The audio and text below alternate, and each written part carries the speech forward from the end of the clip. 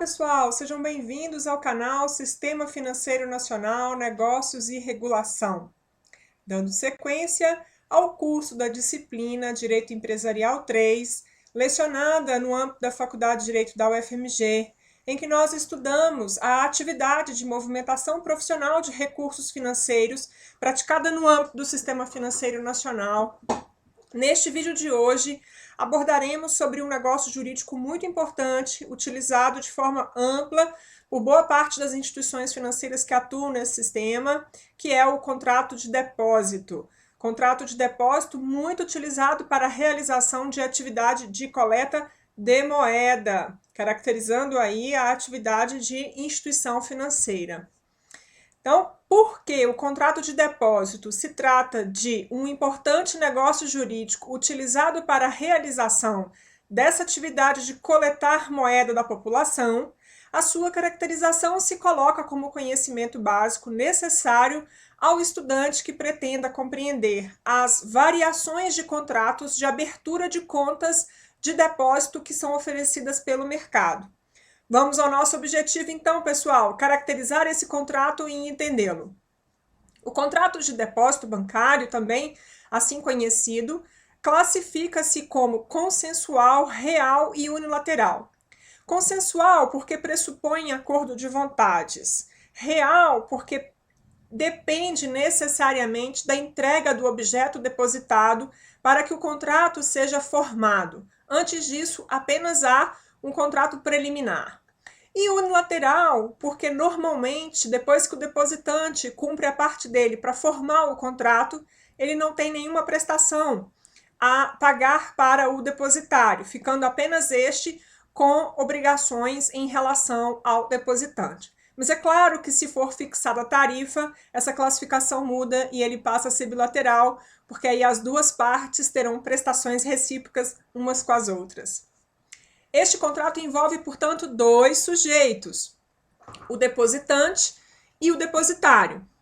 No âmbito da nossa atividade de movimentação de recursos, no âmbito do Sistema Financeiro Nacional, o depositante se coloca como o cliente, como o contratante, normalmente identificado na posição de consumidor, e o depositário, a instituição financeira. O depositante, ao entregar a moeda em depósito perante a instituição financeira, se coloca como titular do direito pessoal patrimonial de crédito e a instituição financeira passa a ser a devedora responsável pelo cumprimento da prestação devida em virtude da celebração deste contrato. E que prestação é essa, Rúbia? Ora, considerando que o objeto desse contrato é a moeda, uma coisa fungível, de acordo com o artigo 645 do Código Civil, esse contrato passa a ser regido pelas regras do contrato de mútuo e, obviamente, em virtude disso, a prestação principal devida pela instituição financeira será pagar o mesmo gênero e a mesma quantidade de moeda depositada. Ela vai ter que entregar de volta a mesma quantidade e o mesmo gênero de moeda para o depositante. É possível que seja estabelecido o dever também de pagar juros, mas isso nós verificamos usualmente nos contratos de depósito a prazo determinado. O contrato de depósito ele pode ser celebrado por prazo indeterminado e determinado. No caso do contrato por prazo indeterminado, ele usualmente é conhecido como contrato de depósito à vista, muito utilizado para moldar o contrato de abertura de conta corrente, do qual eu vou falar daqui a pouco, sobre o qual eu vou falar daqui a pouco. Então, esse contrato, ele, por ter um prazo de vencimento indeterminado, a prestação devida por parte da instituição financeira será exigível tão logo o cliente solicite a entrega daquela quantidade de moeda depositada. Ao passo que, no contrato celebrado por prazo determinado, nós identificamos que o cliente poderá solicitar a devolução daquela quantidade de moeda na data marcada no contrato. E há a possibilidade de fixação do direito do cliente solicitar o resgate antecipado. Existem várias modulações de contratos dessa natureza. Um bom exemplo que todos conhecem é o contrato de poupança, em que o cliente, ao fazer o resgate antecipado, perde a remuneração que ele conta com a possibilidade de tê-la em virtude de deixar o dinheiro disponível para a instituição financeira por um período conforme a regulação e a modulação contratual. Um aspecto importante desse contrato é que o depósito de moeda, a característica central deste contrato, consubstancia-se em um elemento dos contratos de abertura de contas. Contas que são serviços oferecidos pelas instituições financeiras, serviços como se fossem guarda-chuvas, a partir do serviço de oferta de conta, outros tantos serviços são disponibilizados pelas instituições conforme o tipo de conta, conforme o tipo de regulação que rege essa conta e as modulações contratuais dentro da perspectiva da livre iniciativa até o limite que a regulação permite. Então, nós vamos identificar o depósito de moeda como elemento importantíssimo desses contratos de abertura de conta. No caso do contrato com vencimento indeterminado, nós temos a conta corrente e a conta salário. Então, a abertura dessas contas se deve à celebração de contratos específicos. E no bojo desses contratos, um dos elementos que vão gerar prestações devidas pelas instituições financeiras é o depósito de moeda, na medida em que o empregador abre a conta salário para creditar o salário do empregado. Na medida em que a conta corrente é aberta pelo cliente para que ele, por meio dela, possa movimentar os seus recursos, efetuar pagamentos, fazer saques em outras localidades, sem com ele ficar transportando moeda física.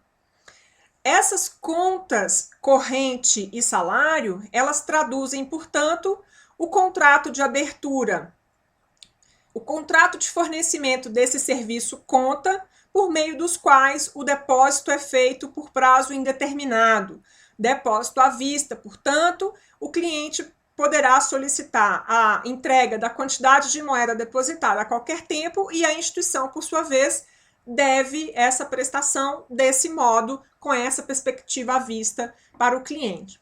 De outro modo, é o contrato de depósito com prazo determinado, em que nós temos a conta de poupança e a conta de investimento para fins de investimentos diferentes de poupança. Porque a poupança acaba sendo um investimento não tão rentável assim, mas ela se remunera, né? Ela tem uma remuneração muito baixa em virtude de vários aspectos, que a gente não vai entrar aqui hoje, mas ela é também uma conta de investimento, ela é uma conta a prazo, né? Na medida em que o contrato de depósito, nesse caso, prevê que se o cliente deixar pelo prazo estipulado, ele terá essa remuneração. Mas o que eu queria ressaltar neste slide aqui é que o depósito de moeda, como um elemento desses contratos de abertura de contas, é apenas um dos serviços. Essas contas oferecem serviços e prestações variadas. E essa variação, ela decorre da regulação estatal e da regulação contratual. Vou exemplificar.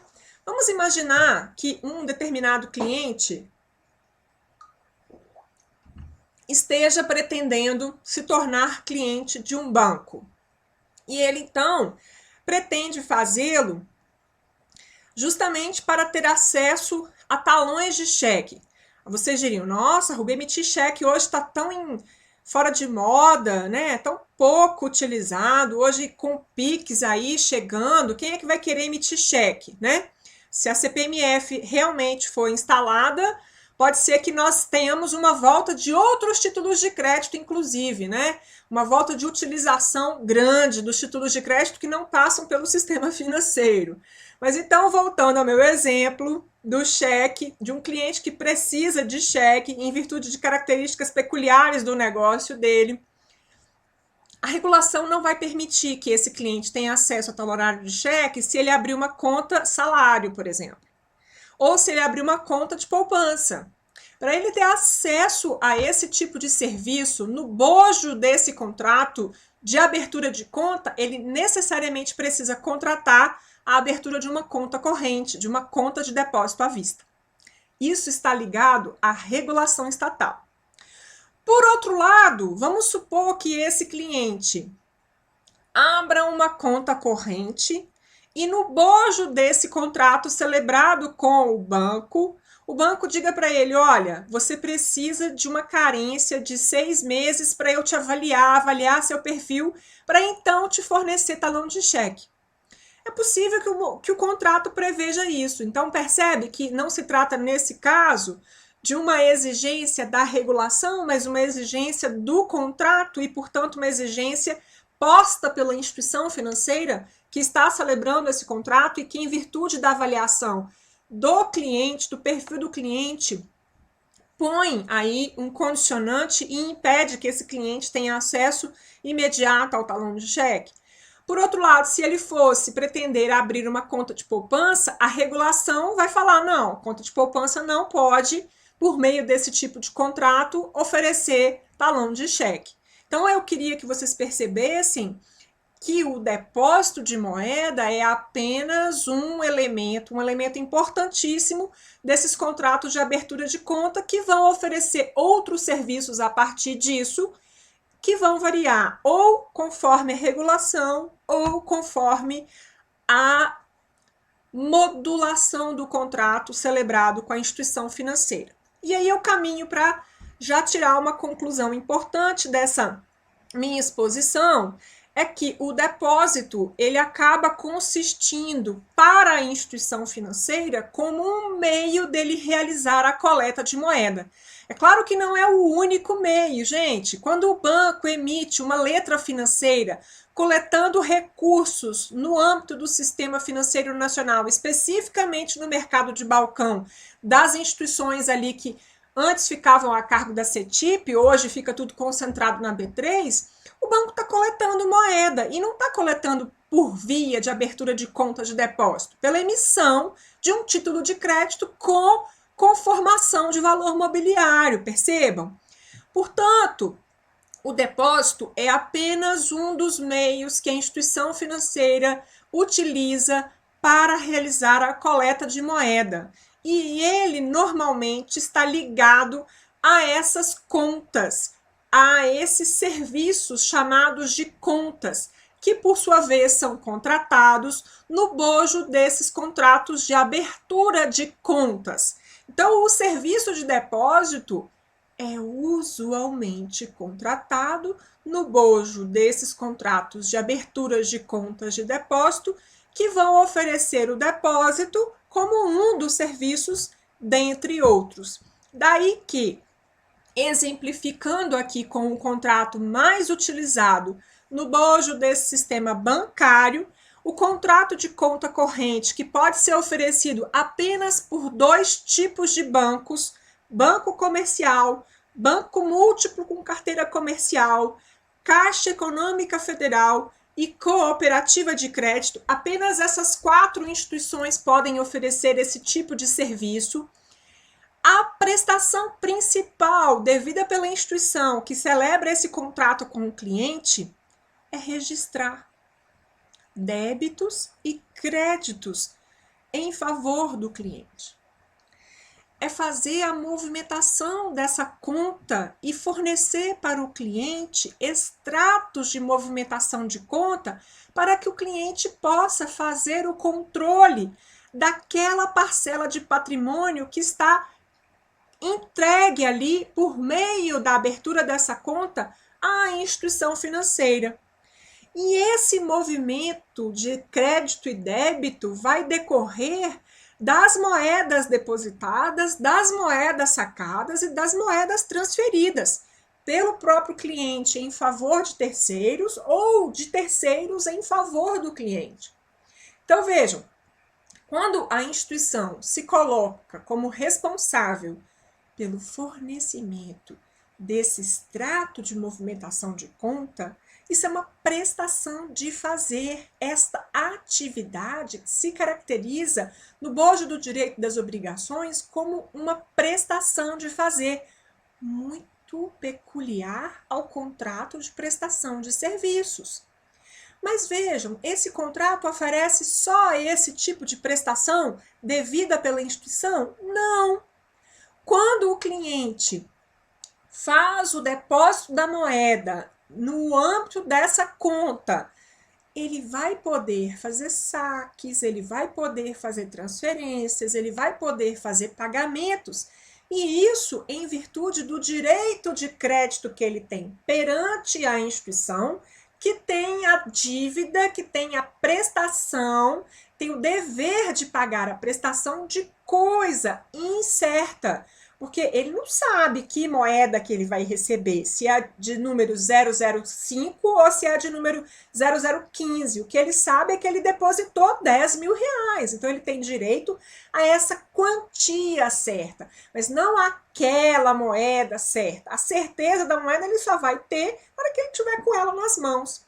Muitas vezes nem recebe nas mãos, na medida em que ele utiliza essa moeda escrituralmente registrada nessa conta em favor dele como um crédito para fazer pagamentos, e ele nem vê a cor da moeda em espécie nas suas mãos. E aí a gente vai ver, quando ele faz saques, transferências e pagamentos, que este contrato de conta corrente acaba sendo, neste pedaço, modulado como um contrato de depósito. Por isso que o depósito ele é um elemento desses contratos de contas contratos de abertura de contas de depósito.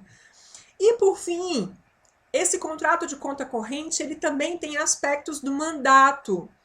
Na medida em que, a partir daqueles depósitos efetuados pelo cliente, a instituição financeira, como mandatária, cumpre ordens de pagamento que o cliente dá.